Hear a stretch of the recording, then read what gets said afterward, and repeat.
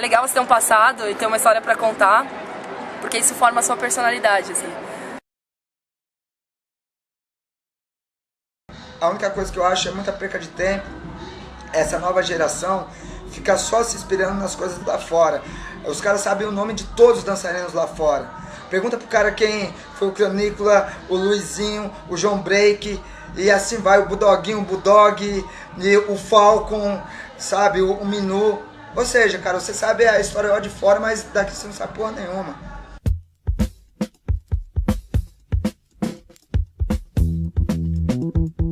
Mais do que estética, o hip hop é um modo de vida. Uma cultura em movimento.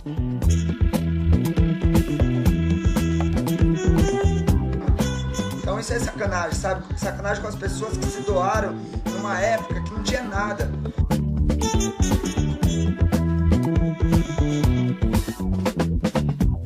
Ser do hip hop não é estar, é sentir, é conhecer.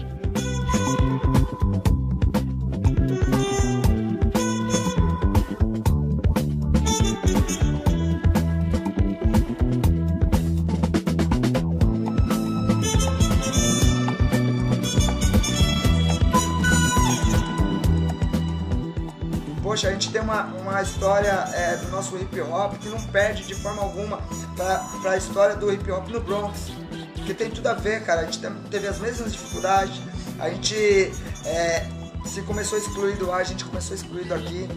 Então, sabe-se muito pouco, acham-se que a história se resume na 24 de maio, na São Bento e na Roosevelt. Tudo bem, são 3 pontos importantes, mas e as pessoas que fizeram essa história? Fora a Backspin, fora Nelson Triunfo, e fora Street Warriors e as CRIO, Nação Zulu, e assim vai. Estudar sua história é saber a verdade? Quem foi o protagonista? E a gente, como B-Boys, B-Girls, participantes da cultura das danças urbanas, a gente tem que respeitar as origens, os nomes das pessoas que fizeram essa história. Temos que admitir que diferentes sabedorias que emergem em uma mesma época, numa mesma sociedade, produzam variadas concepções de memória e remetem a modos diferentes de história. Nós moramos num país que é um país sem memória. Platão nos diz que a memória é para aqueles que esqueceram.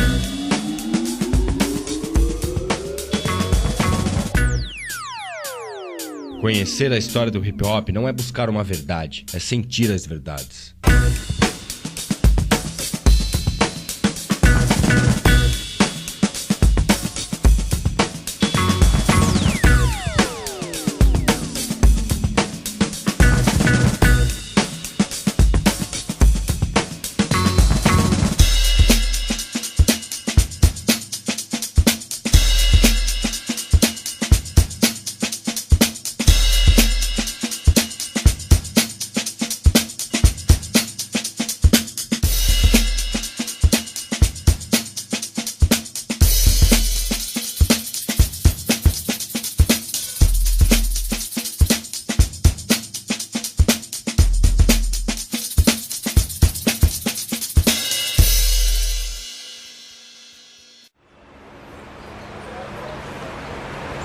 Sou Dugueto Chabaz, sou MC, saber o princípio das coisas.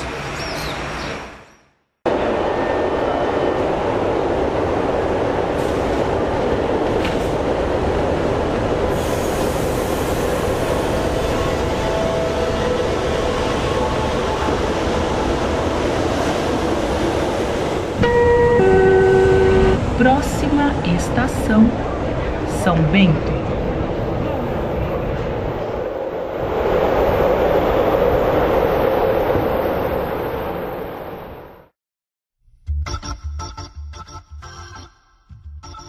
São Paulo, década de 20.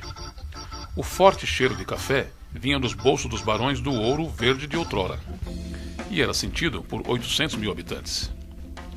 O projeto civilizador republicano andava a todo vapor. A economia cafeeira dava lugar, gradativamente, a uma inicial industrialização com muita mão de obra barata. Novos costumes se mesclam com antigos e São Paulo começa a ganhar cara de cidade grande. O Ford T começa a aparecer na paisagem, disputando passagem com bondes da Light nas estreitas ruas do centro da cidade. Entre 1924 e 1925, uma forte seca levou a Light a racionalizar energia, diminuindo os bondes em circulação. Aparecem na paisagem os primeiros ônibus. Como proposta alternativa ao transporte público, a companhia canadense apresentou um projeto de sistema misto de bondes e ônibus, na qual previa linhas subterrâneas, tal qual o metrô. O plano foi rejeitado e ficou engavetado por anos.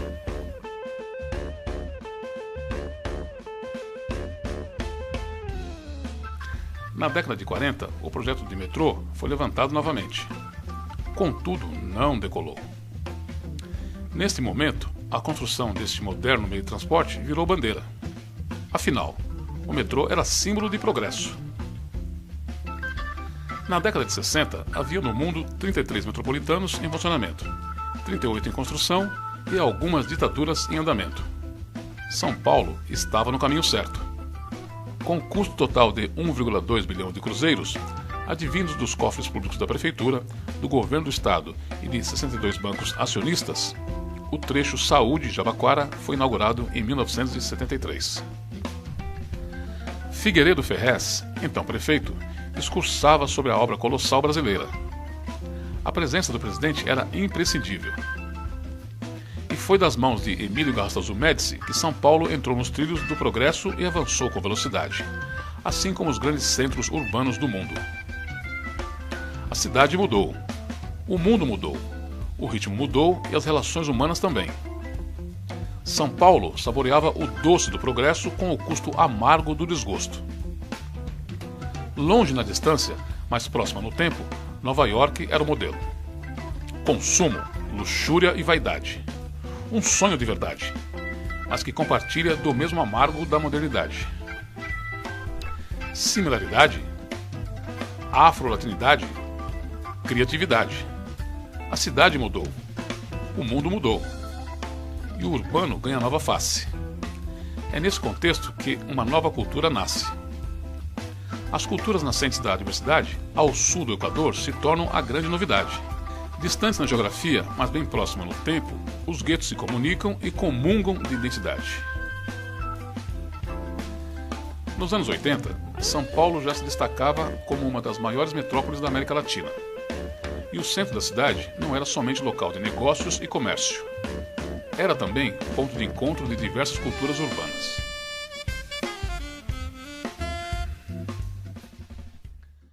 Aqui era infestado de punk. Então é o seguinte, aqui era sinistro, cara. Você tinha uma par de tribo, tudo quanto é canto. Os caras tretavam fora daqui. Mas aqui é o seguinte, aqui era a paz dos caras. E os punk ficavam na escada lá com o movimento deles lá. Os caras levavam umas fitas lá, faziam uns rolos de umas braçadeiras, faziam umas tretas. A gente respeitava o espaço deles e a gente ficava no nosso canto lá dançando, fazendo o nosso movimento. Com o tempo a gente foi criando um vínculo. Tipo assim, teve algumas tretas lá. O mesmo ritmo que a gente foi chegando, os caras foram saindo. Se encontrava com os caras, nunca tiveram um problema com punk, cara. Não precisou de polícia, não precisou de urubu, que na época a gente chamava os urubu mesmo. Não precisou de ninguém. Teve uma vez que eles vieram em massa mesmo, vieram curtir mesmo, curtiram por nós, que foram e pegaram o destino e até hoje eles estão por aí. Os radicais mesmo são eles e tiro o chapéu pra eles.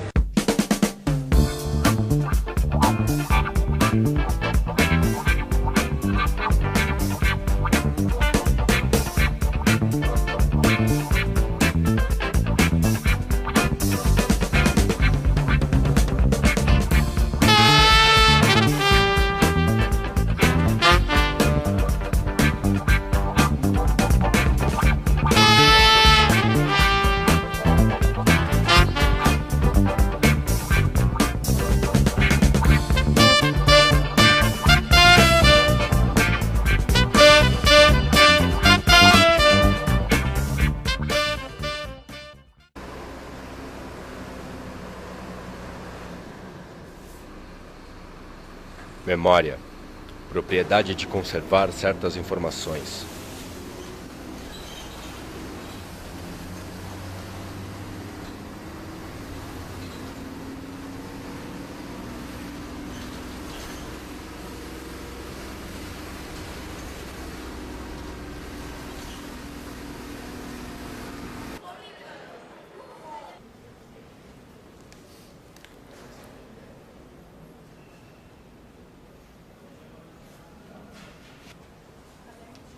Os fenômenos da memória são estudados pela psicologia, pela neurofisiologia, biologia, psiquiatria e chamadas ciências humanas.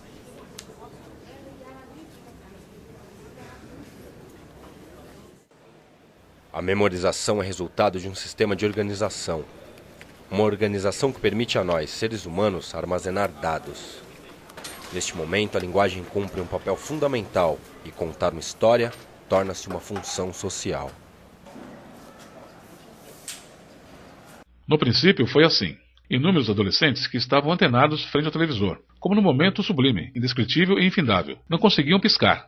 Em seus olhos, encantamento, surpresa e diante da mudez, o pensamento perguntava: que dança é essa? Poucos meses depois do novo delírio corporal ter aparecido nos televisores, o breakdance, ou simplesmente break, tornou-se febre no Brasil inteiro. As revistas anunciavam novidade, convidando e desafiando qualquer pessoa a quebrar. Lojas contratavam dançarinos como forma de chamar a atenção. Só que a coqueluche eram os concursos na televisão. Grupos de dança pipocavam em todos os cantos. Todos queriam dançar o break. Todos queriam ser o Michael Jackson. Muita gente dançou. Foi tema de abertura de novela. Era a época do programa do Tio Sam. Não entendi o enredo desse samba, amor. Já desfilei. Eles montaram uma crew de break. Gangue de break.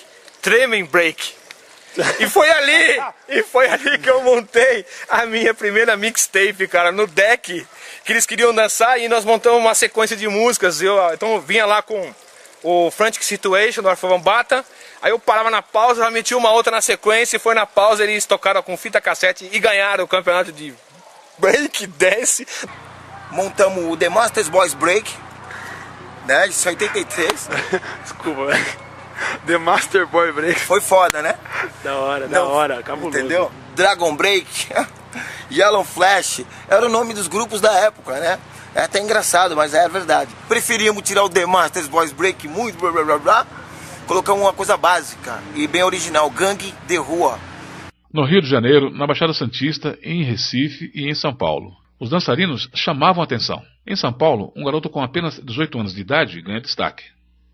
Recém-chegado dos Estados Unidos, Ricardo viu Nova York quebrar. Meu nome é Ricardo, eu fui um dançarino de break há uns 20 anos atrás. 16 anos eu tive nos Estados Unidos e lá foi o primeiro contato que eu tive com o breakdance. Quando eu voltei para o Brasil, eu falei, já que eu aprendi mais uma modalidade de dança, né? Eu vou chegar e vou começar a treinar e vou pro salão que eu dançava.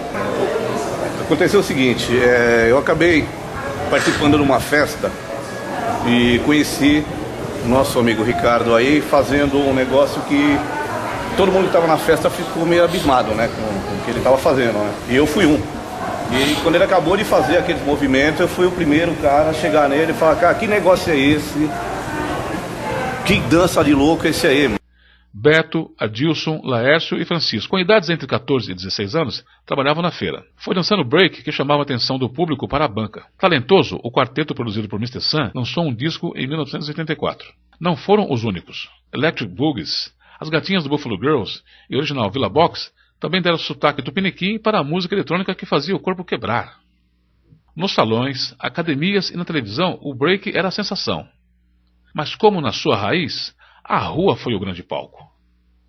A cultura que nasceu nas esquinas e becos dos bairros nova-iorquinos vai mudar a paisagem das ruas do principal centro financeiro e comercial da América Latina. E em 83, por intermédio de amigos nossos que iam buscar disco lá fora e tal, a gente ficou sabendo do break, toda aquela história do hip hop, que hoje a gente sabe que é hip hop, mas na verdade na época a gente não sabia nome de nada, assim, a gente só sabia que era uma dança robotizada e que se dançava na rua. Então a gente resolveu levar essa dança para a rua, né? E começamos a desenvolver do modo que a gente achava que era, né? Na época. A primeira vez que a gente dançou break aqui na rua, em São Paulo, foi em frente ao Teatro Municipal. E depois a gente achou melhor migrar para 24, né? Que já era um ponto histórico, né, de encontro de blacks e tal. Eu comecei na 24 de maio porque tinha alguns amigos lá. O Maguila, o Def Paul e, lógico, o Nelson Triunfo, que a gente já curtia em bares black desde o final da década de 70, 78, 79, Palmeiras, Sideral e tantos outros salões que a gente ia. Assim, era bacana porque tocava funk, né? Original funk. E eu me sentia muito bem naquele espaço ali. Billy, Pierre, finado Lila, finado Maguila, infelizmente. Fred, Isaac, Def Paul, Pepeu, Raul, Nelson Triunfo. Essas pessoas frequentavam muito quarto. Nelson Gonçalves Filho, com então 28 anos, era o linha de frente. Sua intenção era colocar o autêntico break no seu devido lugar, a rua. Eu trabalhava de office boy na época, né? E eu andava muito pra essa região, fazendo os bancos, entendeu? E quando eu me deparei uma certa ocasião aqui, com uma roda aberta aqui na rua 24 de maio, uma parte de gente, eu fiquei curioso em saber o que estava acontecendo. O que foi pra mim chocante foi eu ver aqueles caras dançando ali na roda, entendeu, meu? Aquilo ali foi a coisa mais magnífica, que eu nunca tinha visto uma coisa tão sobrenatural, na minha opinião, que foi a dança do break, né, meu? Porque a primeira coisa que eu vi foi um cara com um óculos cheio de luzinhas, né, meu? Com um boné de lado, assim, uma roupa toda quadriculada e fazendo um movimento tipo de robô, meu. Aquilo ali foi que me encantou.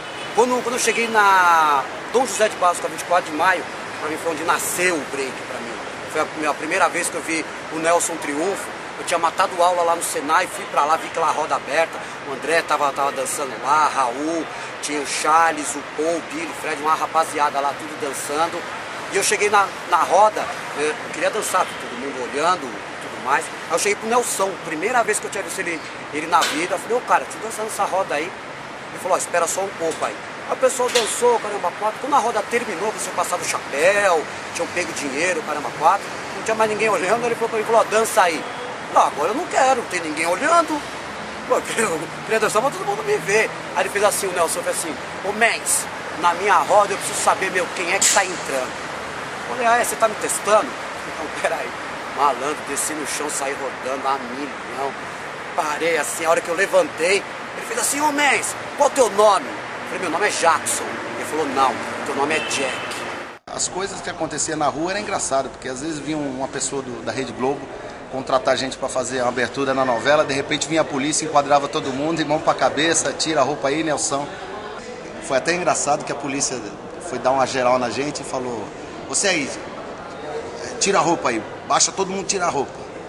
Aí o Nelson olhou, que isso, rapaz, você é o Nelson, tirou o cabelo aqui assim, você é o Nelson nada, rapaz, você tira a roupa aí ou você vai em cana.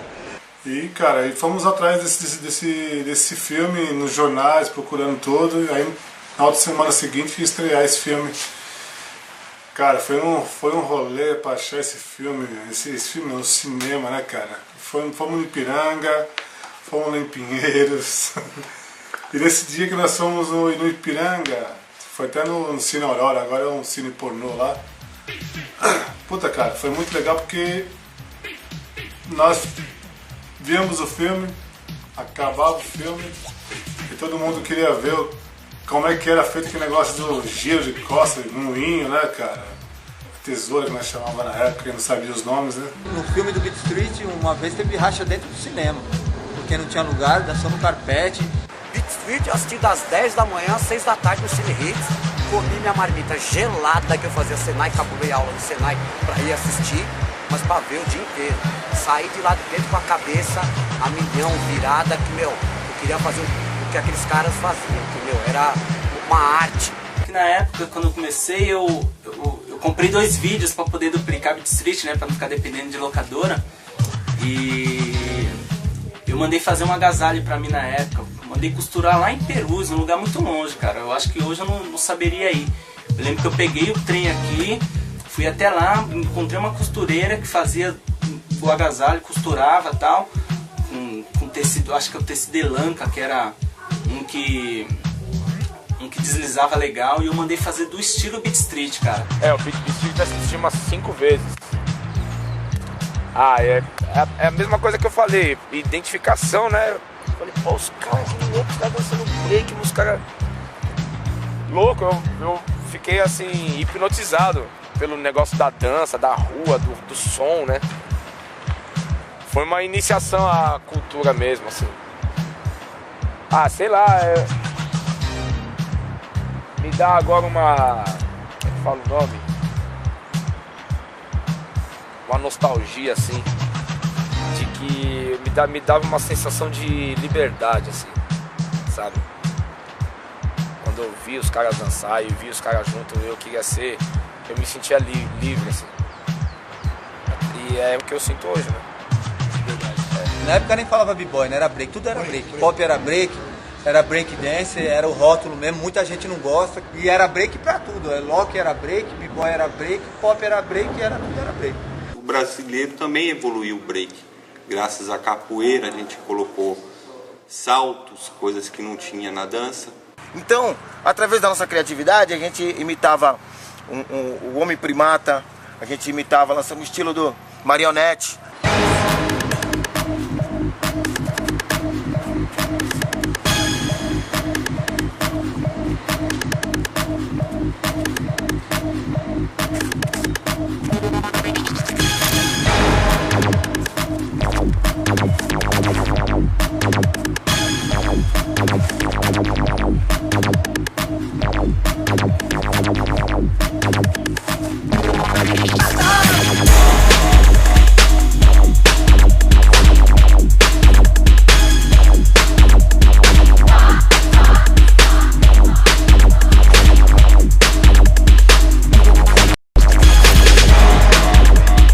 A gente descobriu um diamante, mas a gente tinha que lapidar.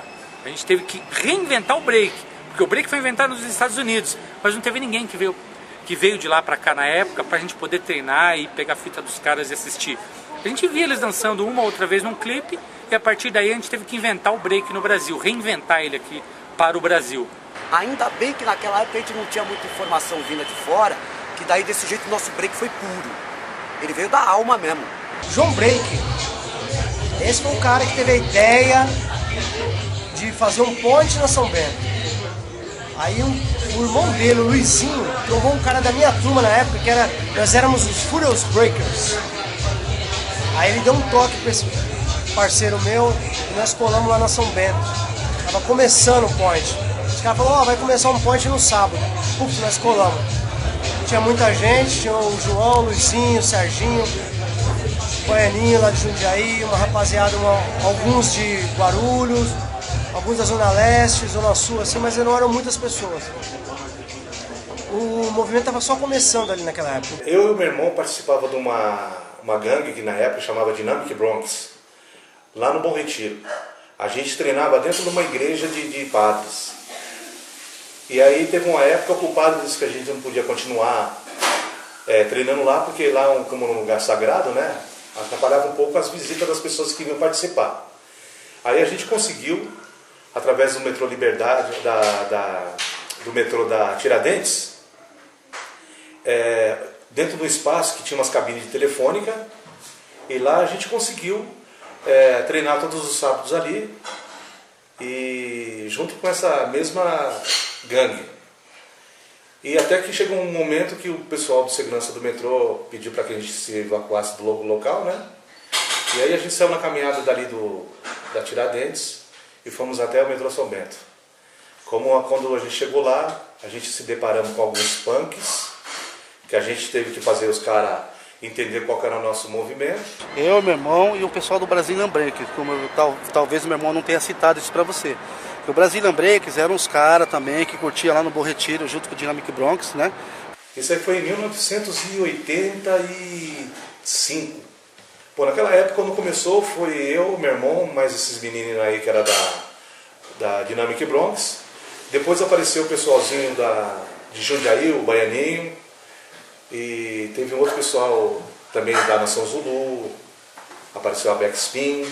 Quando eu cheguei lá, então já estava formado, né, o cenário. Então as pessoas iam para trocar informações, trocar ideias, trocar treinamentos. Então a gente sabia coisas que as pessoas não sabiam, tá? Por quê? Porque ali era um point, foi a ideia de ponto, o ponto dos dançarinos. Para você chegar na São Bento, você tinha que chegar cumprimentando todo mundo, independente se você conhece ou não. Então esse hábito, esse costume, vamos dizer, essa senha, aprendi na São Bento. Chegar, cumprimentar todos. Na verdade, a gente aprendeu, tudo que a gente sabe até hoje assim, da cultura hip hop. As primeiras aulas, as primeiras coisas que a gente aprendeu foi lá. Assim. Vi um cara da Zona Norte com uma informação que um cara da Zona Sul não tinha, ele trazia outra e todo mundo trocava informação. Assim. No início dos anos 80, quando a cultura veio pra cá, era muito coisa de bairro. Então a gente fazia a cultura hip hop no Combustível, junto com outros caras. Tinha gente que fazia na Zona Norte, na Zona Sul. E a São Bento era um lugar que todo mundo chegava, de diferentes áreas de São Paulo. E ali o bicho pegava mesmo, assim. Tinha as turmas, eu lembro, Street Warriors, a Backspin, Nação Zulu, Crazy Crew. E a São Bento era o sonho de todo mundo, porque pô, a gente dançava na rua, ou era em cima de papelão, ou em cima de qualquer coisa, e quando o pessoal falou, porra, a gente conseguiu a estação do metrô, a gente já estava influenciado pelos filmes com aquela coisa de encontros no metrô, né? Que você assistia aqueles filmes metrô de Nova York, a gente tinha aquela impressão que no metrô tudo se acontecia, tudo se fazia. Então a gente estava contente porque a gente tinha o nosso metrô agora também para fazer as coisas, né? E pô, assim, tu chegava lá, aquele chão de mármore, porra, era muito legal. Ser ou estar? O estar é incerto. Quem esteve na moda passou. O ser. O ser é a entrega, a paixão, é viver na alma. Sim, na alma, que renasceu diversas vezes na existência e contemplou todas as coisas existentes, tanto na terra quanto no Hades. E por isso, não há nada que ela não conheça. Ela é imortal. Obrigadão aí. Um abraço. Obrigado, gente. Falou. Valeu, meu irmão. Tchau. Valeu, obrigado. Abre-se as cortinas, começa o espetáculo. No grande palco a céu aberto, dançarinos fazem o show. Quando o palco tornou-se cenário, um novo rumo foi traçado. Muitas pessoas puderam aplaudir, só que desta vez, sentados em seus sofás. Lucy Puma, aquela entrada que a gente vê até hoje, descendo a escada da Estação São Bento, os caras focalizando o grupo da Backspin todo junto ali, foi de arrepiante. Foi um dos melhores trabalhos realmente que a gente fez, assim, né? Que deixou a gente à vontade. Assim. Um dia lanço uma palavra nova, 2, 3 passos que ninguém duvida. Com direção de Ninho Moraes, o seriado Lucy Puma, exibido pela TV Cultura no ano de 1986, assim como as primeiras reportagens que apareceram nos jornais, davam destaque para o hip-hop. Imitar o Michael Jackson já não era mais o essencial. As calças eram dobradas, mas não curtas.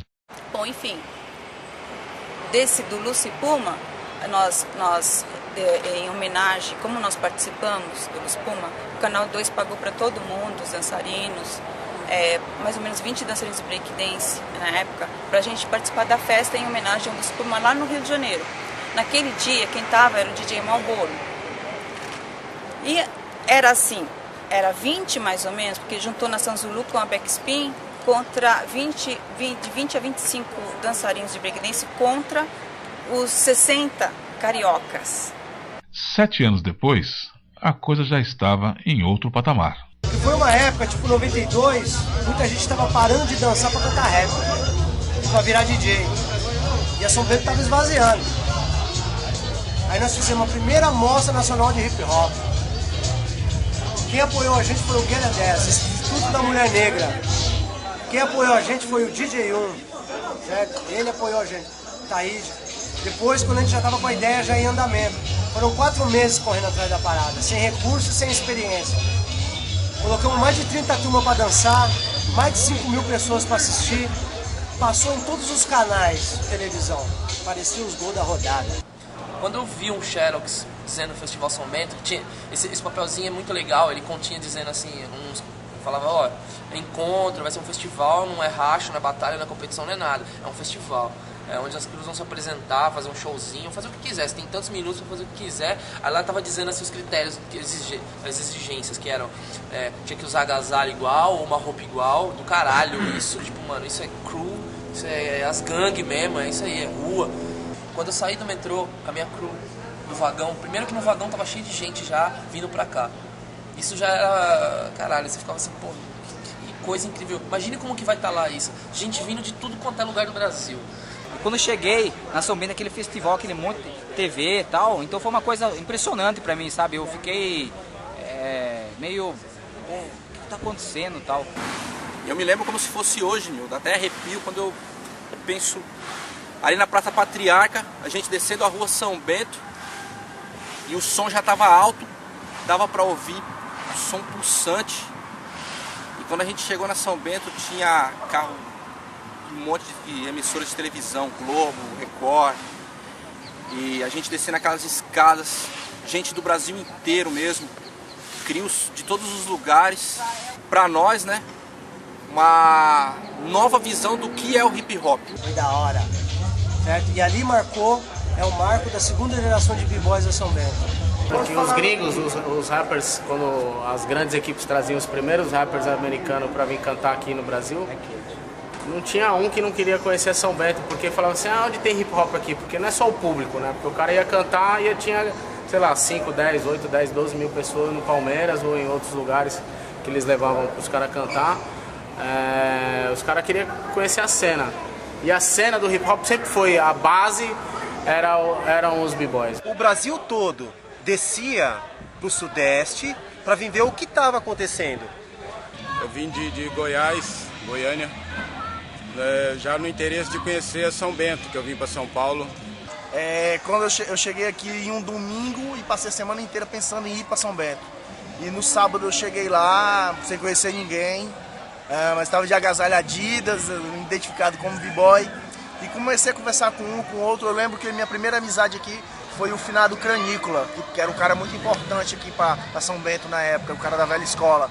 A gente fazia o seguinte, a gente se reunia em São Vicente, uma galera em São Vicente, e trombava lá no metrô junto com a gangue de rua, né? E tinha uma outra equipe aqui, que era a Black Force, que era o Giba, zona de ataque, então juntava as 3 crios e nós ia pra lá duelar na São Bento, entendeu? O melhor, era incrível, a gente via movimentos que não tinham em Santos, e um deles era o flare, eu ficava vidrado em aprender o flare. Eu fui dançar também. E nesse momento que eu entrei em uma roda, que era a roda principal, que tinha um palco com as escadas e as pessoas dançavam nesse palco. Faziam rodas e dançavam. E quando eu dancei, uma voz disse assim, nossa, parece os caras da Rock Master Crew de Recife. E isso era o André, do Ghetto Freak. E eu parei de dançar na hora e falei, ué, eu sou do Recife e sou da Rock Master Crew.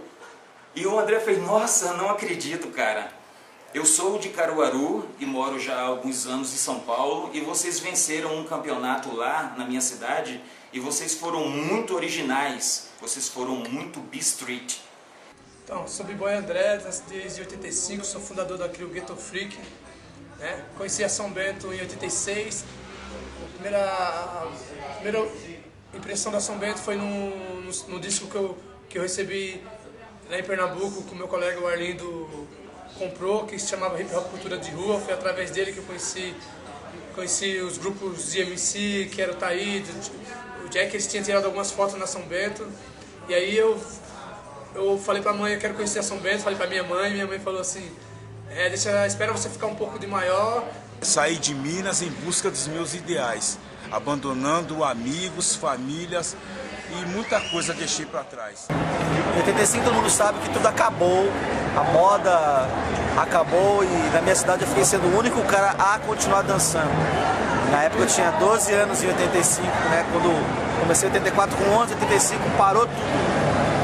E aí eu comecei a sempre assistir a televisão e eu comecei a primeira vez que eu descobri a São Bento foi em 87, uma matéria num programa chamado Vitória, que passava na Cultura e fez uma matéria com a Backspin, a Street Warriors, e falou da São Bento. Nossa, tem mais gente dançando isso além de mim, porque eu me sentia o único cara no planeta Terra a dançar break. E foi aí que eu fiquei com vontade de vir para São Paulo desde então. Vim por causa da cena hip hop em São Paulo. Eu e esse moleque aqui, 17 anos, 18 anos, mochilinha nas costas, viemos pra Capital Grande, né? Os menininhos do interior. Goiânia não é interior, não. Goiânia é a capital do estado de Goiás. E viemos em São Paulo e mostramos pro Brasil inteiro quem era Electro Break, quem era Goiânia. Como eu te falei, eu sou de Brasília e é muito interessante porque existia um movimento, né, já paralelo em Brasília, mesmo antes da gente conhecer São Paulo. Isso é uma novidade. Muitas pessoas falam que o movimento hip hop nasceu em São Paulo e não é verdade. O movimento hip hop ele pipocou no Brasil todo. Isso é louco. Então, pela primeira vez quando nós ouvimos falar da São Bento, foi através do Taí DJ1, quando ele estourou em Brasília, em 89. E já tinha um movimento hip hop totalmente formado. Nossa, tinha os Magrelos, tinha não era DF Zulu, né, mas era a Electric Bugalu, certo? O Dentinho, que era um dos maiores dançarinos de todos os tempos de Brasília. Nós tínhamos o Chocolate, nós tínhamos o DJ Rafa, Leandronic. O Rafa hoje está meio gigantão, mas o Rafa era um exímio dançarino de break. Tinha o Beat, certo? Tinha o Tibirinha. Então, quer dizer, foi toda uma geração assim dos anos 80, meados dos anos 80, né, que marcou a época em Brasília. Então, todo respeito a São Bento, mas Brasília também sempre falou alto. Porque em Belo Horizonte é uma cidade quente, muito calor, ela é quente, né? Minas Gerais, né, é quente. E inverno lá é 15 dias só, 10 dias, olha lá. É quente. Então, quando a gente falava de São Paulo, descobri que tinha gente de São Paulo, a gente ficava, pô, São Paulo parece com Nova York, por causa do Beat Street. E a gente gostava de andar no calor com jaquetão, com bobojaco, todo né, de touca. E lá no Beat, no calor, você suando todo por baixo, você andando igual os caras do Bronx, né, no frio, neve, né? Aí São Paulo remetia o quê? Remetia que era parecido, a gente, pô, São Paulo faz frio, lá já tem aquela parada, né? Depois de ir pra lá, já tinha esse desejo de ir pra São Paulo justamente por causa de São Bento. Meu nome é Roger D, o pessoal também me conhece como Dentinho, principalmente o pessoal mais old school, que quando a gente dançava aqui em Belo Horizonte a gente não sabia se existia hip hop em outro estado, né? A gente tinha suspeitas assim, mas a gente sempre ficava na dúvida. Aí, graças a um amigo nosso que foi em São Paulo em 87, iniciozinho de 87, e como ele conhecia um pessoal ali nas galerias da 24 de maio, ele ficou sabendo que tinha um lugar onde o pessoal se encontrava, que era São Bento. E até então a gente não sabia o que era São Bento, se era uma praça, se era um bairro, se era, né, uma rua. Então a gente não tinha ideia do que era São Bento. Aí nós fomos na Semana Santa, né, de 1987. Na Semana Santa nós preparamos para ir para São Paulo, conhecer a São Bento. Chegando em São Paulo a gente ficou um dia praticamente assim, andando com um Decorflex nas costas, e a gente abria no centro de São Paulo, assim, nos lugares que a gente achava que era legal de dançar, e ficava dançando na esperança da gente encontrar algum hip hop passar, assim, né? Alguém que fazia parte da cultura passar e nos informar onde era São Bento. Aí a gente resolveu dançar dentro da Estação da Sé. E dentro da Estação da Sé a gente abriu o Decorflex e começamos a dançar. Aí apareceu dois caras que eu não me engano, esses caras eram de Guarulhos, né, moravam em Guarulhos. E esses dois caras já chegaram perguntando pra gente: ah, vocês são lá da São Bento? A gente, caralho, mano, onde fica isso? Nós estamos procurando isso. Onde fica São Bento? Aí eles, não, a São Bento é a estação de metrô. Pronto, já foi desvendado, a gente descobriu onde era São Bento, né? Enquanto a gente tava trocando ideia com esse cara, veio vindo o Taíde e o Cícero, que era da Backspin também, né? Aí o Taíde chegou no meio da gente, assim, olhou. Aí, mano, vocês são break? Aí a gente olhou todo feliz. Ah, nós somos! Nós somos, sim! Achamos cara, né, meu? Aí, porra, mano, vocês são de onde? A gente é de Belo Horizonte e tal. Aí o Taíde nem sabia onde era Belo Horizonte. A gente falou, não, Belo Horizonte é Minas Gerais e tal. Aí falou, pô, vocês têm que colar lá na São Bento. É esse lugar que a gente quer, pelo amor de Deus, onde que fica São Bento? Aí eles falaram, não, é na estação São Bento e tal. Vai pra lá de tarde, a gente vai encontrar lá na parte da tarde e tal.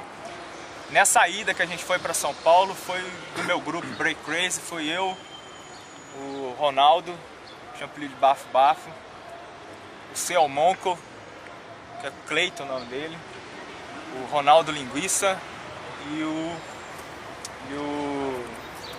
caralho, meu, não deu branco, Haroldo. Quando a gente voltou, todo mundo, parece que foi uma injeção de ânimo, mais ainda, pra gente manter a cultura mesmo, forte, unida. Aí todo mundo assim, se empenhou mais, assim, né? A gente contando essa história, todo mundo se empenhou mais com a cultura aqui em Belo Horizonte. Então a São Bento foi muito importante assim, pra gente, esse contato que a gente teve lá, ver de perto, né? Foi muito legal e foi uma injeção de ânimo também para Belo Horizonte. Assim. Sente saudades, Dentinho? Porra, meu. Porra.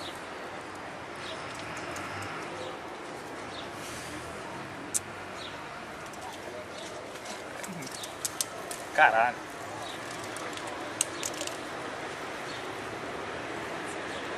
O mais legal é a amizade que a gente construiu com os caras, assim, ó. Com Alambique, com Jack, com Rooney, com Mancamo. Amizade, cara, que foi legal. A gente chegando, os caras... Depois os caras vieram pra cá. Aí... Os caras recebendo a gente depois a gente voltando na São Bento de novo, né, cara? Foi foda, né? Muito bom isso, cara. Lembrar isso. Porque foi como a gente ter descoberto essa ida de São Bento, assim, como a gente ter descoberto vida em outro planeta, né, meu?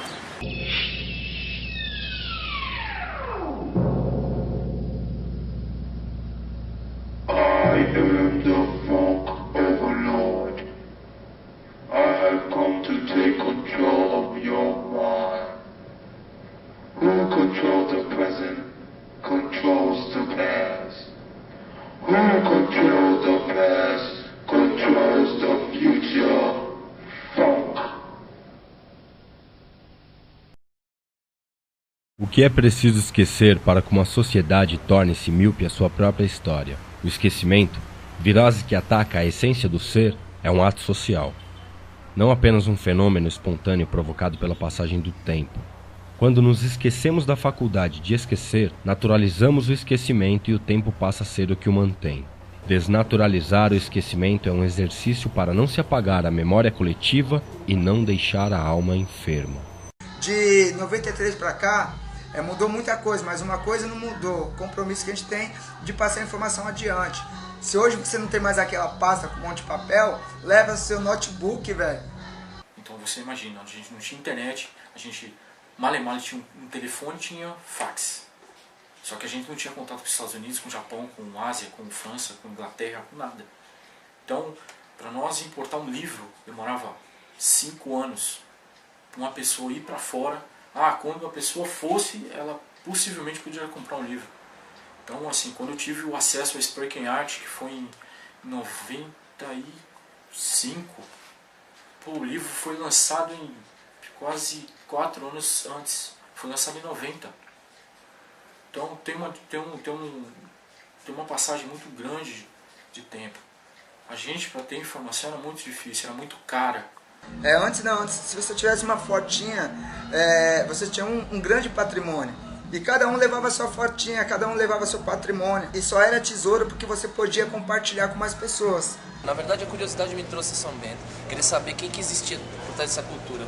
Eu sempre ouvia boatos de tipo assim, as pessoas lá, elas tinham informação, eram anteriores a mim. Então isso pra mim eu queria informação, eu queria gente que pudesse me dizer de onde veio toda essa minha cultura, fora e aqui. O Marcelinho da Backspin era um cara que ele sempre vinha com umas pastinhas de escolar preta, assim, de educação artística, assim. Aí ele tinha dele cheio de reportagem, foto. Um fato louco, assim, foi quando o Pex do Jabaquara Breakers, ele chegou com uma foto de um grafite do Bronx, mas uma foto mesmo, que um amigo dele, acho que tava lá, alguma coisa assim. Ele chegou com uma foto do Bronx, de um trem do Bronx tirada de cima, assim, longe. E era um puta de um grafite foda, assim, tá ligado? E era emendada a foto, era 2 fotos que montava uma, assim, com durex atrás, eu lembro. Aí eu falei assim, cara, eu preciso muito dessa foto. Eu infartei, eu nunca tinha visto a foto de um trem, tá ligado, no Bronx, onde a parada nasceu tudo, assim, sabe? Aqui tinha meio que uma disputa de quem trazia mais coisa, por exemplo. Eu vou falar de algumas batalhas que houve aqui, que eram umas batalhas veladas. Por exemplo, batalha de informação. Toda semana tinha grupinhos que se uniam para poder ver quem trazia mais informação. O cara trazia um jornal, o outro trazia um recorte, o outro trazia uma fita de VHS. Ninguém conhecia ninguém sabia onde ninguém morava, mas Algumas vezes, né? Tem a frase que essa fita não vai chegar no Mas a informação ficava. Não, então. A gente batia muito de frente com a rapaziada, para quê? Para que a rapaziada se organizasse, que não perdesse o espaço e que usassem os agasalhos, cada um fizesse sua cor de agasalho. Para quê? Para que a direção do metrô não condenasse a gente, não criasse um preconceito, achando que aquilo era coisa de gente que não tinha nada o que fazer. E essa batalha ela se acentuou principalmente depois do festival, tanto que o metrô ele criou um termo de cessão do espaço para a gente. Eu tenho até hoje esse termo, para mim é um documento histórico. O Marcelinho, o Bentes, enfim, algumas pessoas mais influentes ali na São Bento se dirigiram até a gente e fizeram a seguinte pergunta pra gente. Perguntaram assim: cara, vocês são b-boys? Tomamos uma decisão, vamos se organizar assim, vamos acatar aquilo lá que os veteranos, as pessoas mais informadas aí do movimento falaram, que eu acho que é o certo realmente. Eu vestido de agasalho, tênis com a lingueta pra fora, malandro, eu tô pronto pra guerra, eu tava vestido pra guerra, era minha armadura mesmo. Eu adorava usar um conjunto Adidas, um conjunto da Nike, uma testeira na cabeça ou um boné. Eu andava só desse jeito, então era dessa forma. A vestimenta pra mim era essencial, eu tinha que estar num visual bacana, eu tinha que mostrar quem eu era. Quantos agasalhos com redinha costurada, né, tinha nas costas. A gente chamava de bolo de aniversário, aquelas tipo, as espumas de pôr na cabeça, pra girar de cabeça. Hoje ninguém nem pensa em usar um negócio desse, que vai ser o mais panacão dela. Toda semana tinha alguém aqui com uma camiseta grafitada, os grafiteiros que colavam, que dançavam. Também, ó a roupa que eu fazia e tal, mostrava a roupa. Eu acho que na São Bento a gente via muita gente, todo mundo ia com alguma coisa pintada, com uma jaqueta pintada, com uma camisa pintada, a gente começou a pintar umas camisas, uma jaqueta. Olha, pra arrumar um Puma naquela época era difícil, viu, mano? Eu pintava a faixa do Puma no tênis porque não tinha Puma. Eu já ouvi papo de pessoas falar que colocava o tênis na panela de pressão, cara. Colocava o tênis era pequeno, o Adidas era pequeno, o cara colocava na panela de pressão, fechava a panela, deixava o bagulho pegar pressão. Acabou de pegar a pressão, tirava quente, deixava um pouquinho fora, esfriou um pouquinho, metia ele molhado mesmo. Aí ela descia, o tênis laceava, ele colocava o tênis no pé, cabia no pé. Você não sabia não, hein? Você não, André? Caralho, mano. Depois que montaram as gangues, que cada um foi se identificando com o outro, e nós montamos as equipes, aí a gente realmente se preocupou mais com isso ainda, diferenciando uma da outra, né? Então a gente tinha a Backspin, por exemplo, nosso agasalho era tudo azul, né? Tinha o pessoal da Nação Zulu, o agasalho deles era muito legal, era cinza e preto, era muito bacana, tal, tudo, né, cheio de faixa de um lado, faixa do outro e tal. A Backspin era azul e branco, né? A Nação Zulu, a Backspin era azul e branco, e a gente tinha um agasalho também preto com detalhes amarelos, né? E a Nação Zulu era preto, cinza e branco. A Crazy Crew também utilizava tons de azul, né? Que era mesmo que nem na época do Colors lá, né? Cada um com a sua... que antes na época se chamava de gangue, cada gangue com a sua cor. O que eu lembro muito era agasalhos coloridos. Eu vi o vermelho, que era do gueto, eu via o azul e o vermelho, que era da Street Breakers, eu vi o azul, que era da Backspin na época, aliás, até hoje. Então, retomando. Um b-boy ou uma b-girl deve se vestir com agasalho ou blusa grafitada e tênis com fat lace. Como adorno, pode-se utilizar correntes e cintos com os nomes. Mas nunca se esqueça de levar consigo o que te move, a música. E para tal, vos apresento o Boomboxer. Isso aqui é um box. Lá fora eles chamam de Ghetto Blaster. A maioria dos b-boys, os caras da cultura hip-hop, geralmente o pessoal dos b-boys possui um desse, né? As pessoas não vão dar valor pra isso aqui, é um box, mas aqui tem uma história, aqui tem uma vida. Já teve vezes que o Urubu ameaçou levar o rádio embora. Isso não se fala pro b-boy. Quem está falando sou eu, a verdadeira história. Vamos que vamos, DJ, meu irmão. Eu quero ouvir você, pode crer. Pode crer. A verdadeira cultura de rua com você. Memória não é o pensamento no tempo, é além dele. A memória platônica é um instrumento de luta contra o tempo humano. É a imagem móvel da eternidade imóvel.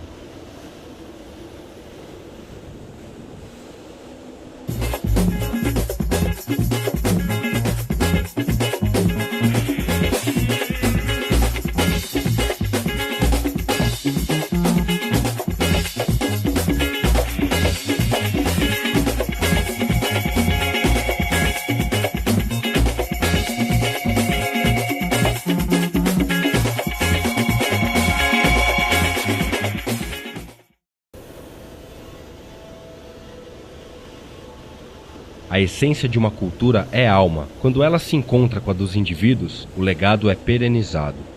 Perene, mas não invulnerável às patologias. O esquecimento é uma patologia social, que coloca a história oficial numa linha tênue entre a perfeição e a imperfeição.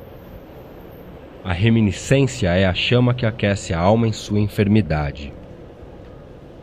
O importante é frisar que o hip hop cultura de rua foram buscar a ideia na São Bento, mas não nasceu da São Bento. Foram dois caras, que é o Ruberval e o Cássius, que tinham a proposta de lançar um LP Só pra eles, né? só para eles, só que eles não foram egoístas, eles foram na São Bento e procurou o pessoal para quê? Para carregar o hip hop. Mesmo os caras que também estavam na mesa, eles também, para eles, aquilo é tudo novidade. Então, o que a gente falasse, eu sei mais ou menos como que era, né? E a gente foi passando e saiu. Aí saiu. Assim, a sorte é que tinha pessoas também que estavam envolvidas que já tinham um pouquinho mais de noção, né? Que era o Akira S, que ele já conhecia um pouco mais de hip hop, essas coisas todas. O próprio Nazi também, né? Que produziu o Taíde, ele também manjava um pouquinho já mais. Então foi legal, para cada grupo teve um produtor que acabou ajudando. Legal, para nós e o Jack foi o Dudu Marotti, né? Quase 40 mil cópias vendidas na primeira semana do hip hop cultura de rua. Mesmo com o sucesso do hip hop cultura de rua, ainda levou um tempo para os produtores entenderem a proposta. E antigamente era mais pauleira, tinha que alugar o estúdio, dependendo da boa vontade do técnico, ensinar para o técnico o que era o hip hop, o que era a sonoridade do hip hop, porque o grave era um defeito, né, no ouvido dos caras, né? Você punha um grave, uns hertz a mais na música, era defeito. Então, até as pessoas chegarem num consenso de fazer a música com qualidade, chegar nessa qualidade que a gente tá hoje, assim, demorou um tempinho. São várias versões que se conhecem sobre a história do rap no Brasil. Eis aqui uma história dentro da história do hip hop. E lá na São Bento acontecia o encontro da galera do break, né, meu? Por enquanto, na época, só tinha o break, assim, alguns MCs iam lá, mas os MCs que estavam lá na São Bento eram dançarinos de break.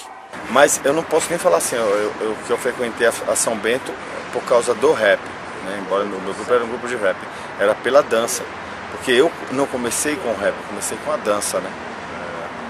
Me arrisquei até em alguns passos de break e tudo, mas eu sempre gostei da plástica da dança, que hoje dá um nome de pop, locking, todas essas nuances, né? Na época era break dance. E os caras daqui começaram a cantar rap, não começaram a cantar eletrofunk. O J.R. Blau é quem dividia o esquema do rap na São Bento comigo. Eu tenho esse privilégio de poder dizer que nós começamos a parada de rap ali na São Bento, não estou falando no Brasil. E quando nós chegamos lá a primeira vez, na São Bento, aí o Brau falou, chega aí, vamos lá tocar. Aí, vamos tocar onde, né, meu? E só os caras dançando assim, o cara com o gravador falou, pô, mas nós não trouxemos uma fita, que na época era até fita, né, não era nem CD. Falou, não, você vai cantar na lata, meu. Eu falei, meu, cantar na lata? Como que é cantar na lata, meu? Isso daí, meu, não dá pra esquecer, cara. Os caras batiam na lata, faziam scratch na lata, cara. Scratch na lata e a gente ia rimando. Ali aí via quem que era como se fosse uma peneira. Era o bumbo, bum, bum. E era onde a gente fazia o batuque pra poder cantar o hip hop, cantar o rap. Você tinha uma parte lá que você pegava certinho assim, que você dava um, né? Que fazia um grave que era aquele excelente.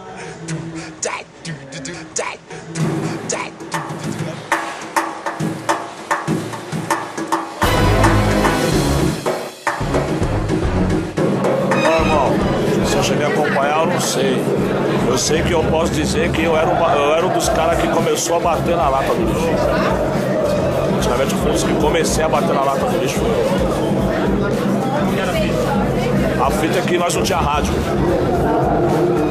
Mas não era nem isso, é porque nós não tinha mesmo instrumental essas fitas, então não tinha como mostrar. A lata do lixo tinha uma sonoridade cabulosa. Eu sempre fui do samba.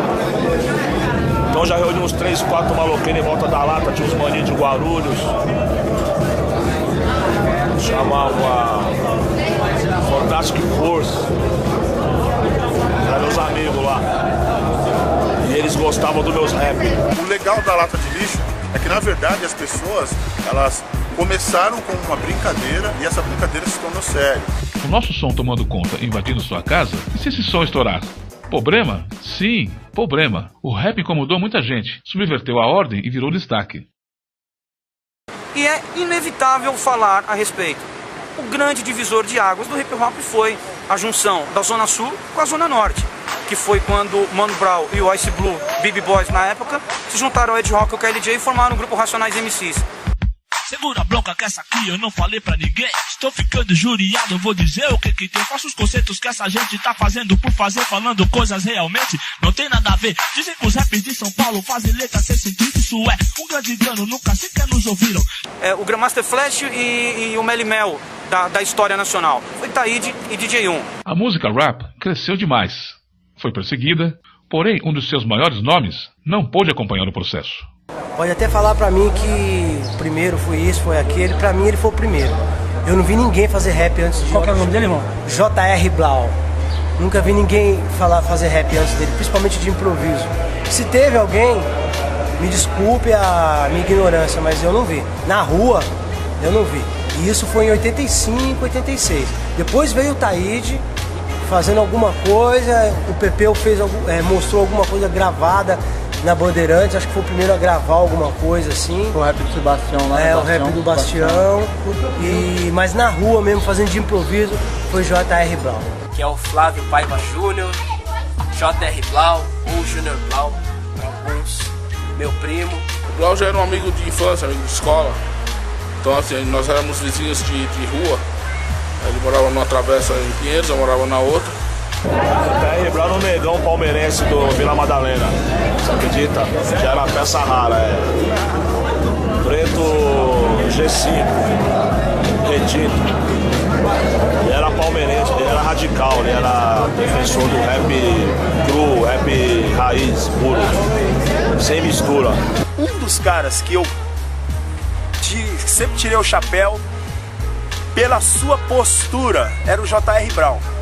O Blau, ele era o radical, era um dos mais radicais dos radicais, porém um dos mais comunicativos. Ele tinha uma ligação legal, assim, não só dentro do rap. Ele navegava, assim, por todos os estilos, assim. Então, ele tinha conhecimento com o pessoal do rock, com o pessoal do punk, ele se relacionava com os carecas, ele falava com o pessoal do samba. Ele tinha a sua vestimenta, ele gostava de usar aquela luvinha dele com os dedos cortados, aquele óculos meio pá, né? Aquela barba por fazer. O Blau, ele tinha o óculos, né? Aquele óculos dele doidão lá, que ele abria a lente em cima já há 1000 anos atrás. Aquele chapeuzinho do Chaves, que ele tinha um chapeuzinho tipo do Chaves, assim. Então ele tinha uma postura, uma característica ímpar. Mas de vez em quando, Blau aparecia lá, com os óculos chapados, as botas, sempre um estilo louco. Eu falava, esse negão é chapado, né? Ficava doido, mano.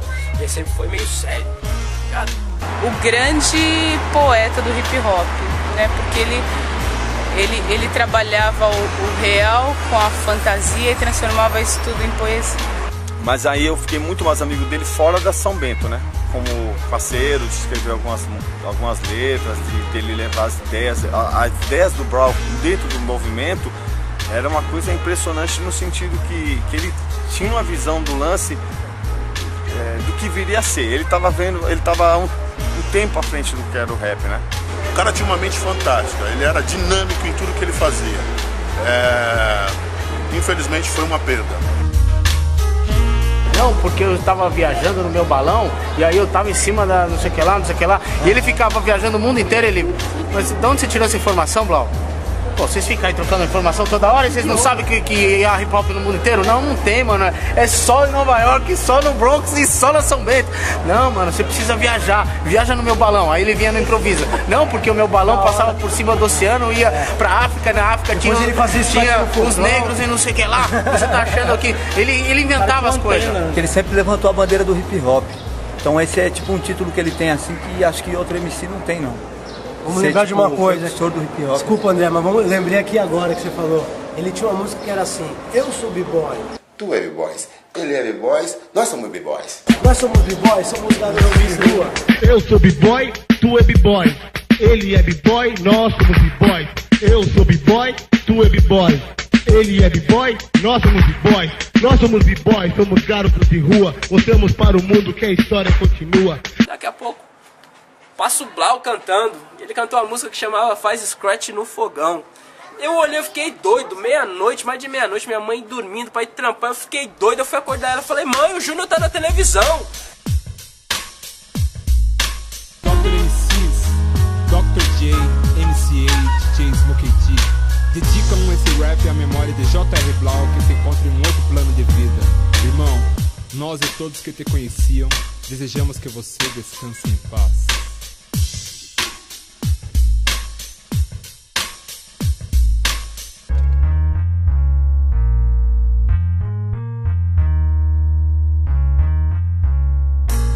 A São Bento ensinou muitos a fazerem rap e virou palco para batalhas entre MCs, e entre b-boys e MCs. A racha da Rússia que teve entre a questão entre os rappers e os break, cara, foi mais um racha assim de conversas. Não houve, como algumas pessoas falam, que houve racha ou que teve algum tipo de atrito ou alguma situação que levasse os rappers a sair da São Bento.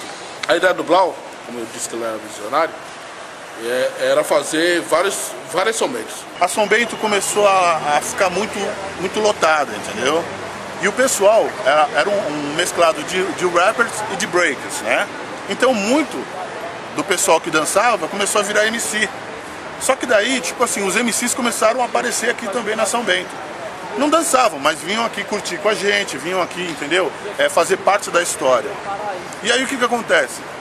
Como a São Bento ficou muito lotada de gente, entendeu? O pessoal do rap, né? Começou a procurar um novo espaço. Então, era aqui, ó. A gente se encontrava aqui. Tudo disperso aqui. A gente ficava sentado aqui e tal. Legal lembrar, né? Legal lembrar. Sem esquecer também do período da Roosevelt, que foi um período muito louco, um período que o pessoal se reunia ali, onde teve o início e a origem das ideias de posse. Eu tinha o Estilo Selvagem, o Balanço Negro. Eu mesmo não me identificava muito em vir pra cá, eu vim poucas vezes. Eu gostava de ir na São Bento. Eu acho que a energia da São Bento era melhor. Era um lugar mais assim fechado, era mais... A localização assim. Acho que é porque também as pessoas acostumaram a ir lá, né? Houve um rompimento, né? Essa coisa da música, ela chegar mais rápido, então ela tomou um outro patamar. Ela estava nos palcos e os outros elementos não. Então acho que isso também ajudou nessa quebra. E os MCs também não levaram os outros elementos para o palco. Depois o rap começou a ser associado à malandragem, à ladroagem, à matança, e aí começou a caminhar para um lado aonde não era legal e não ia dar futuro.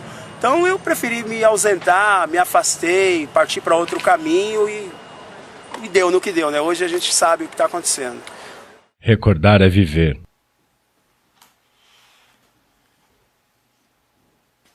Mas como sentir saudade de algo que não se viveu? O homem é fruto de seu tempo. O tempo é o agora. Qual é o seu tempo? Quando se deparar com a foto, peça privacidade ao Cronos e lembre-se do que lhe disseram. A imagem e a palavra aparecem como dois aspectos do mesmo processo.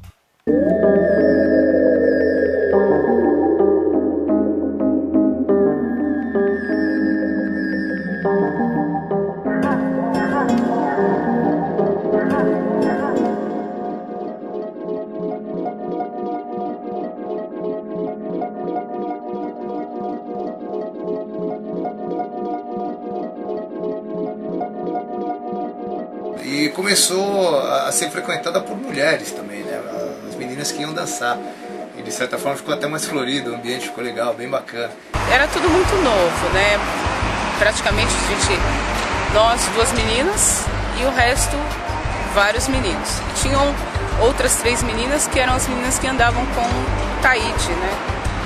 Que era a Renata e 2 outras irmãs. Elas eram assim, as meninas que dançavam mesmo.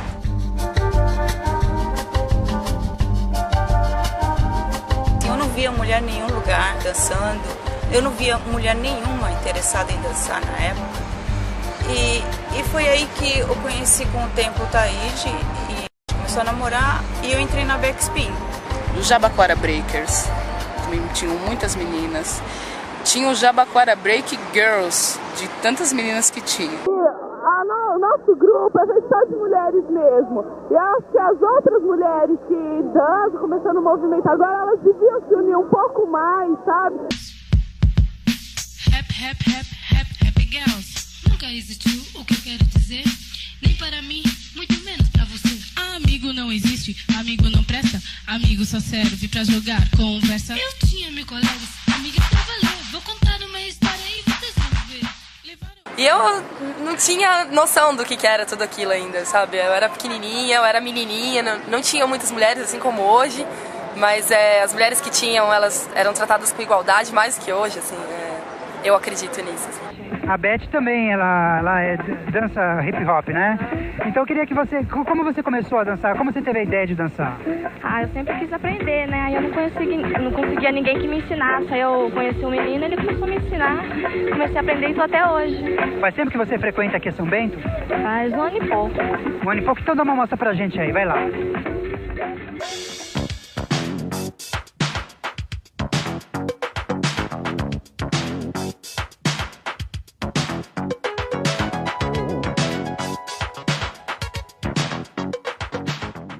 Espaço para a mulher nunca foi restrito, mas a condição para a mulher participar do espaço é que é o grande problema. Chega uma hora que você tem que fazer uma escolha, assim, entendeu? Você cai de cabeça ou você vai embora. E aí eu vi muita menina saindo fora, eu vi muita mulher desistindo. Aliás, todas, assim, eu acho que... Eu não sei, assim, eu não lembro de ninguém da época que dançava, mulher, que continua dançando até hoje. Aumente o som. Pétalas para enfeitar o chão. A Big Girl vai dançar. E tinha uma Big Girl na época, a Baby, que ela era tipo favorita, assim. E a Baby, tipo, não gostou que eu entrei na roda principal. E ela foi já na bota, assim, e, tipo, não sei o que ela me tirou, nananã. Eu nem vi o que tá acontecendo, eu só vi minha crew se agitando, assim, pra rachar. Eu tava lá escondidinha, tava de agasalho, tava lá escondidinha. Aí começou o racha. Na hora que o negócio esquentou, me jogaram pra dentro da roda. Uma mulher entrando na roda, gente, aqui não tem mulher aqui. É meio palhaço, assim, o negócio fica lá, tipo, no Orkut, não sei o que, MSN, nananã, mas na roda eu quase não vejo racha. Na realidade, eu quase não vejo mais nada, assim, racha mesmo. Assim, não, racha com você porque eu não gosto de você, e é assim que a gente resolve as coisas. Já apresentamos o salão, os cavalheiros, as damas. Agora, vamos ao baile. Tucídides, ao escrever sobre a guerra do Peloponeso, diz: quanto à narração dos acontecimentos da guerra, pensei não dever escrevê-los confiando nas informações de qualquer um. Falo apenas por testemunhas oculares, ou depois de uma crítica tão apurada e completa quanto possível das minhas informações. Isto não se faz sem dificuldade, uma vez que para cada acontecimento os testemunhos divergem segundo as memórias e simpatias de cada um. Esta história é uma conquista definitiva, e não uma obra aparatosa para um auditório de momento.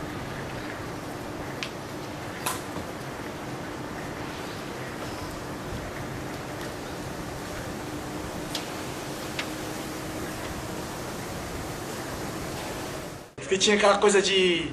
aquela rivalidade com as outras crews, mas ao mesmo tempo, porque o conflito também faz parte do negócio. Era mais rua, e isso é a essência do hip hop, principalmente do breaking, assim.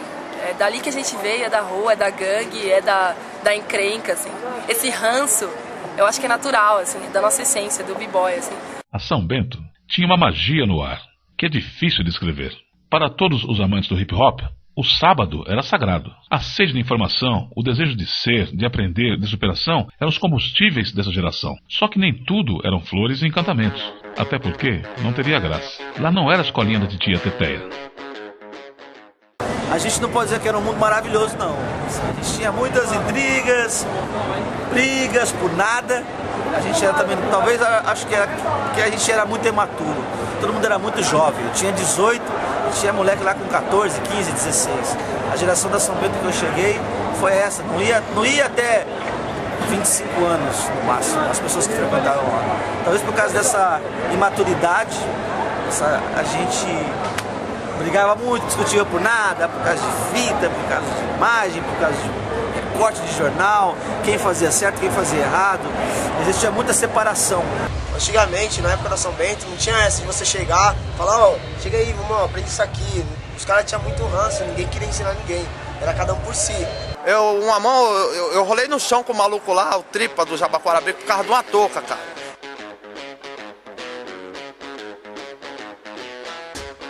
No primeiro dia que eu fui, teve uma treta, uma gangue dos azul com os vermelhos, não sei quem era quem, os caras saíram na mão, pancadaria, eu falei, Bruno, aqui que é bom, hein?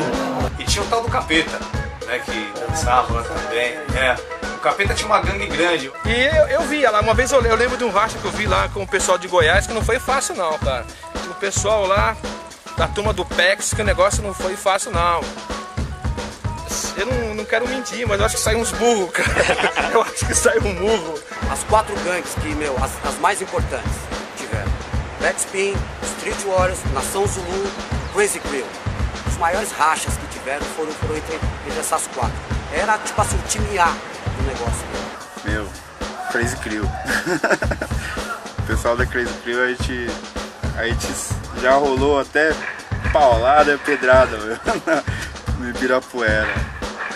Chegou até esse nível. A gente fala que não dá briga, mas com a Crazy Crew era foda. Mas assim, nunca ninguém saiu gravemente ferido. Não é que a gente não tinha medo de ninguém. A gente confiava no taco. Eu sei dançar, eu confio no meu flare, eu confio no meu suicídio, confio no meu moinho, minha gangue tá afinada, nós estamos prontos, sem os pontos fracos daquela. Tinha isso tudo. Ninguém chegava de alegre também. Eu vou estudar outra gangue. O espírito que fez a Backspin mesmo foi o Hélio Cícero, que eles eram porra louca mesmo, não tinha medo de nada, o próprio Taíde, não tinha mesmo medo de nada não. Chegavam, se quer rachar, vamos rachar só se for agora, aí já abria a roda e já, vamos rachar. O Hélio não tinha ideia não, o Hélio Cícero não tinha ideia não, quer rachar, vamos rachar agora, não vamos conversar muito não. Eu me lembro, eu era um dos mais folgados no bom sentido, da Backspin, e eu me lembro que eu tava... A Backspin estava embaixo da marquise e a Nação Zulu estava do outro lado, na escadinha do meio. Não lá que sobe, já naquela do meio, assim. E os caras estavam ali dando um mortalzinho, que eles tinham aquela mania, né? Mortalzinho daqui, mortalzinho dali. Eu olhei pros caras da Backspin e falei assim, eu vou lá. A Maxine falou, vai lá fazer o quê? Eu falei, eu vou lá, mano. Aí eu fui lá, cheguei pros caras, olhei pra ele e falei assim, aí, vamos tirar um racha? Fiz um sapateado, fiz um giro de costas, uma parada tranquila. Levantei e disse, mas sem acrobacia. E voltei pra Backspin, tá ligado? Eu era meio folgadinho fazer o que, né? Aquilo ali é dança de rua, aquilo ali é original. Então, na São Bento, tinha uns testas de ferro, entendeu? Os testas de ferro quem era? Pra Empty Bronx, Granícola, Silvão, o Vanderlei. Então, tipo assim, se o pessoal vinha na São Bento pra querer arrumar treta, a não ser dançar, o que acontecia? O pessoal pedia, falava, ó, chama o Bronx lá, chama o Silvão lá, entendeu? Pra sair na mão com nós tinha que ser disposição. Os caras principalmente, eu era mais na maldade.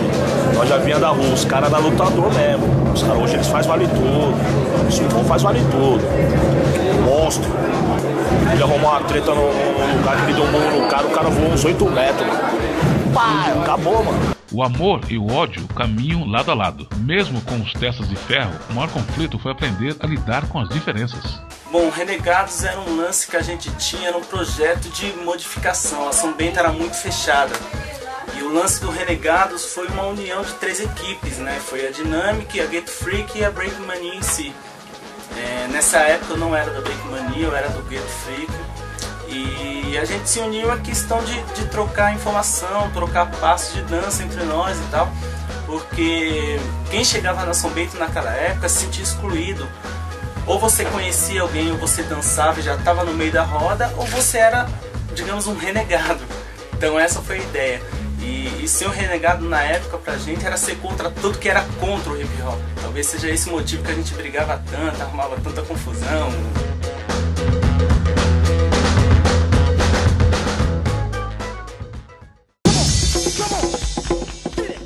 Começou a aparecer uma parte de gente que não dançava, que estava interessada em outros tipos de cultura. cultura que era parecidas com a nossa, mas não era exatamente a nossa, que a chamava de pé de barro.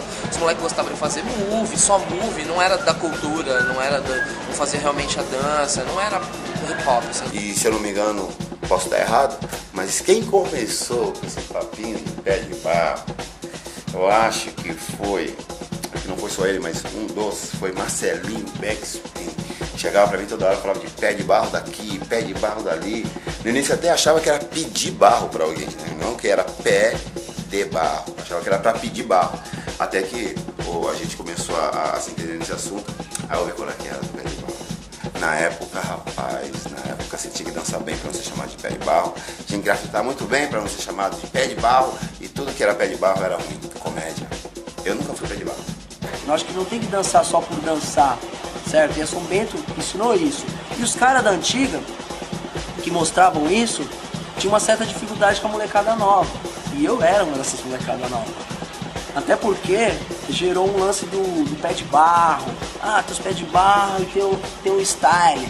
Pé de barro, naquela época foi colocado o cara que não dançava, e sim, ele executava movimentos e não estava com a vestimenta adequada.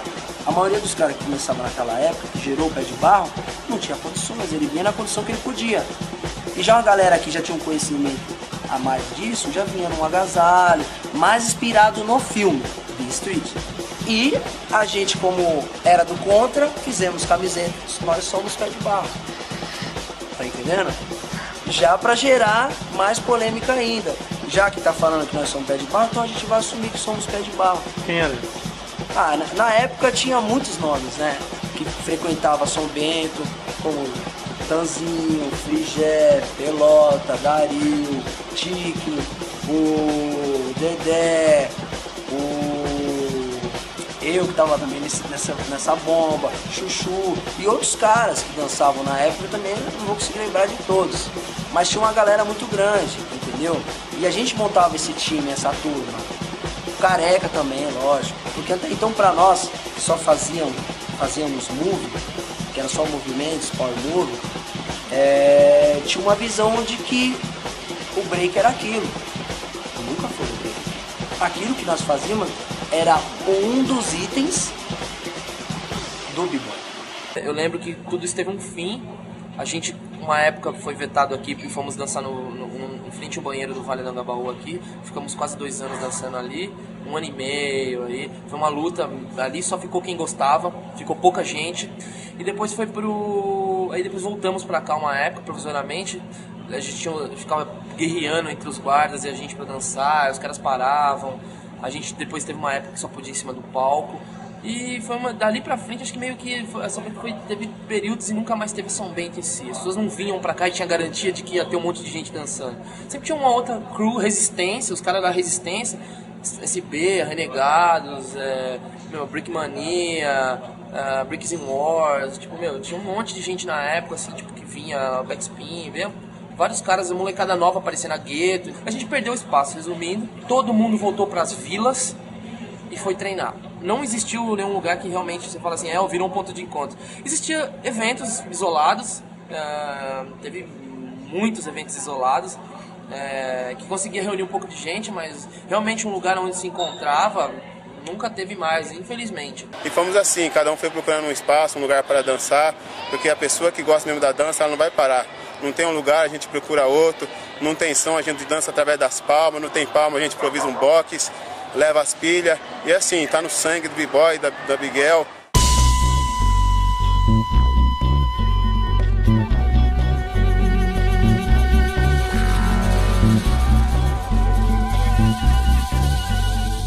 Preservar não é parar no tempo. O discurso nostálgico está ligado à necessidade do sujeito em se ver como sujeito histórico. Muitas vezes, este discurso é visto como anti-evolução, mas é o direito e a luta pela memória, uma memória coletiva.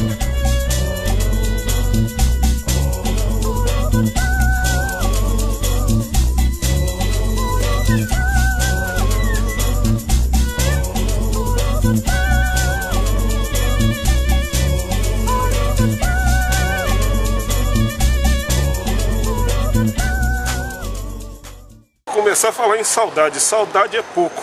Saudade da vibração que tinha os anos 80, isso sim. Eu acho que quem viveu os anos 80, 84, 85, essa época, quando estourou o break aqui, que era meio moda, depois a coisa começou a ficar mais séria, acho que quem viveu isso e tava numa roda dentro de um baile, tipo Tio Sam, Fantasy, Clubhouse, e via aquela coisa ferver assim, acho que essa vibe que tinha, acho que só quem viveu os anos 80. Assim. Hoje em dia é legal pra caramba, não acabou, não acabou, a galera não deixou morrer, mas você sabe como que é, anos 80 foi anos 80, cara. Né? Depois veio os 90, depois 2000, mas não sei, tinha uma magia no ar que era foda, cara. A coisa de você ver o Beat Street pela primeira vez no cinema, sabe? Você sai de lá, você fica maluco. O que é isso? Na verdade, o que ficou da São Bento foi um grande aprendizado. O que ficou da São Bento foi uma doce lembrança. Falar da São Bento pra mim é meio que falar de um prêmio, de toda essa história de hip hop que eu vivi. São Bento pra mim foi um prêmio. Eu me lembro, assim, quando chegava próximo do final de semana, já batia aquela euforia, né? De estar junto com os companheiros de novo, dançando, se divertindo. Mas coisa legal quando cada um trazia o seu rádio, nós dançávamos. Quando chovia, nós tirávamos as camisas que tinha ali na parte que era bem lisa e todo mundo ia lá pra fazer muito de vento, girar de costa, ali era uma coisa assim bem gostosa. Depois saía todo mundo com as costas vermelhas, né? De tanto que ficava da chuva, né? Ficava molhado. Quando eu lembro assim, eu lembro com muita saudade mesmo. A gente tinha essa mania, às vezes, de chegar no metrô, só pra você ter uma ideia. Quando a gente via, né, que vinha um metrô passar na frente, todo mundo fazia moinho pra quem tava dentro do metrô, visse ali de pensar, meu.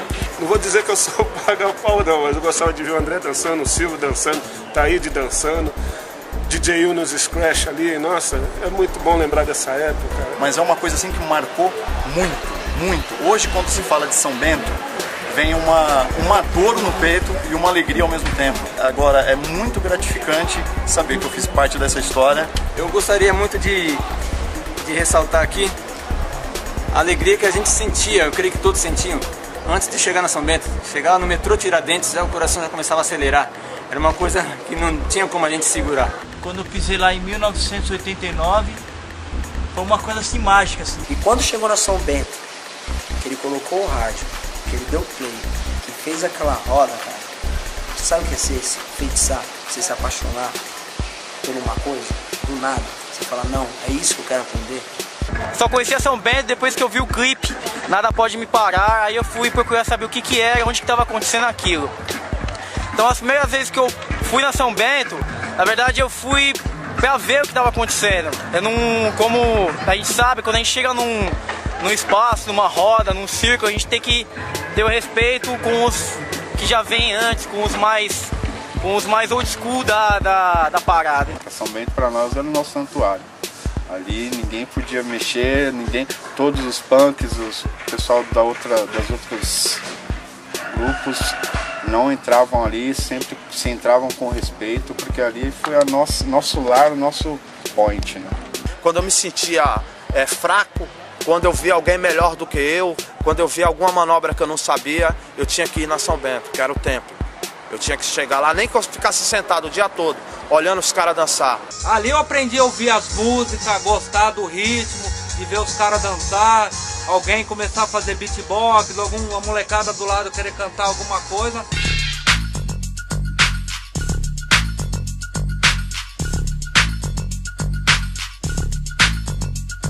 Estuda no Rap Dance, não dá, estuda, não dá, estuda no Rap Dance, não dá, estuda, não dá, estuda no Rap Dance, não dá, estuda, não dá, estuda no Rap Dance, não dá, estuda, não dá, eles nos selecionaram. Nos chamaram de matéria que não utilizavam os piores alunos das piores escolas. E em nossa posição não teríamos escolha. Nos jogaram no espaço não merecido, território de ninguém, distrito desconhecido. Garotos sabiam que ali seria a sua última etapa por serem de rua. Eu acho que a essência do hip hop brasileiro tá ali, né? Havia pessoas ali cultivando e praticando uma arte maravilhosa chamada break, que faz parte de uma cultura chamada hip hop, que é fantástica. Então, por diversas vezes eu ia na São Bento para assistir essa cena, para ver a roda movida por um box, pela música que saía do bom box pequeno, e as pessoas batendo palma, os b-boys batendo palma e dançando com aquela alegria.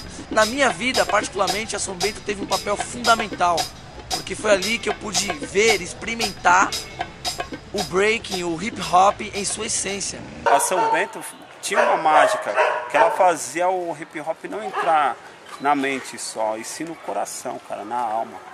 Isso daí, quem foi da São Bento, cara, não esquece, mano, é hip hop na veia, cara, não adianta o cara hoje pode estar trabalhando de outra coisa, ser advogado, ser professor, sei lá, mano, qualquer coisa, assim, que ele esteja trabalhando numa outra área, mas o hip hop, mano, continua na veia, cara, não adianta.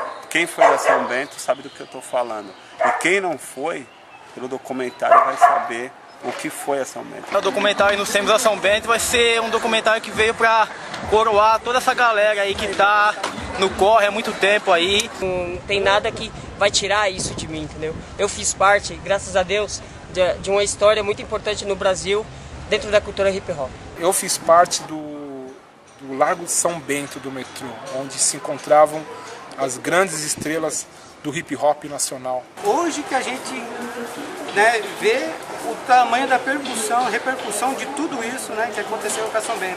A gente não imaginava que podia chegar nesse auge que está hoje, entendeu? Praticamente virou uma história, né, no hip hop brasileiro. Voltar, isso aqui não volta mais, não volta. Talvez um ponto onde o pessoal se encontre. Eu fico triste hoje em dia por ver algumas coisas que têm acontecido por não existir mais uma São Bento. Infelizmente, a nova geração não soube aproveitar muito, entendeu? Mas o pouco que aproveitou sabe o que era São Bento realmente. Ficou na história, beleza, maravilha. Cada um conta a sua história, a sua participação, mas voltar não volta. Quem sabe em outro local, até com o pessoal mais antigo, Nação Zulu, Street Warriors, tantas, cara. Pelo amor de Deus, Guerra de Cores, Santo André, Backspin. Que nem aquele jogador de futebol que para de jogar e fica sonhando que tá jogando, entendeu? É a mesma coisa, às vezes eu sonho que eu tô dançando. Talvez a geração São Bento viveu a cultura hip hop que eles iniciaram lá de uma maneira muito mais calorosa do que tudo que aconteceu acima da linha do Equador. Antes de uma modernidade, né? Antes de uma modernidade, existe um clássico antes, e a São Bento é um clássico. Então isso é São Bento, é fazer, na verdade, entender o que é a cultura hip hop. B-boy, MCs, DJs e grafites. E as histórias dentro da dança, pop, rock, B-boy e as danças sociais. O que é dançar hoje? Eu pergunto pro pessoal, o que é dançar hoje? O que é dançar hoje? Pra mim, dançar hoje não é igual dançar igual antigamente. Não é. Tem uma distorção. Hoje a gente tem b-boys precoce, sabe? Que o cara vai lá, mete uma fita. Não conheceu realmente assim na veia o que é você olhar um cara, ver o cara fazendo ali ó, originalmente e você com medo de falar pro cara, me ensina. Eu passei por isso. Eu passei na São Bento.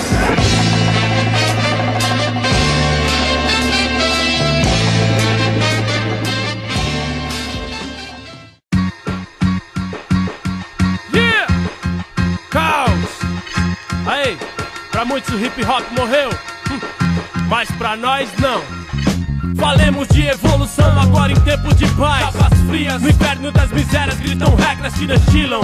Rimas e prosas no talo frisam certezas bestas, forjam tretas. E o hip hop se fode, abre o pote, a cesta pro bote de homens do cofre. O compromisso desandou. Tamo confuso e fraco, é nós de novo no relento. Lento só no talento, vencendo o moio podre no chão. Separados feito elo desgarrado ainda Babilônia. E as bombetas, calça larga, deu o medo, nosso vício. Esquecer das pancadas na lata como choque, tá aí o perigo. Se não me falha a memória, a parada nasceu nas ruas onde o arrego não existe.